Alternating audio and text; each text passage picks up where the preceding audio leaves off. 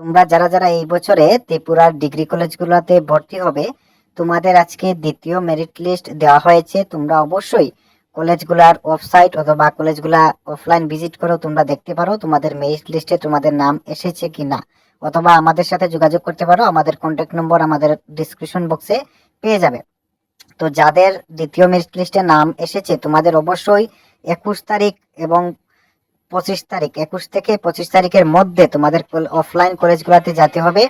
গিয়ে তোমাদের সমস্ত ডকুমেন্ট সঙ্গে করে নিয়ে যেতে হবে, অরিজিনাল এবং জেরক্স কপি, সাথে তোমরা পাসপোর্ট সাইজের 2টি ফটো এবং স্ট্যাম্প সাইজের একটি ফটো তোমাদের সঙ্গে করে নিয়ে যেতে হবে। এবং ছেলেদের অবশ্যই 1000 টাকা তোমাদের নিতে হবে অ্যাডমিশন ফিসের জন্য, এবং মেয়েদের কোনো টাকা প্রয়োজন নেই। মেয়েদের অ্যাডমিশন ফি সম্পূর্ণ ফ্রি। এখন কথা হচ্ছে তোমাদের থার্ড মেরিট লিস্ট কবে আসবে। তো আগামী 27 তারিখে কলেজগুলা নিজ নিজ কতগুলা ভ্যাকেন্সি ওদের কলেজে বাকি রয়েছে অ্যাডমিশন হওয়ার পর, তারপরই ওরা তৃতীয় মেরিট লিস্ট বের হবে, অথবা তোমাদের স্পট রাউন্ডের মাধ্যমেও তোমাদের অ্যাডমিশন হতে পারে।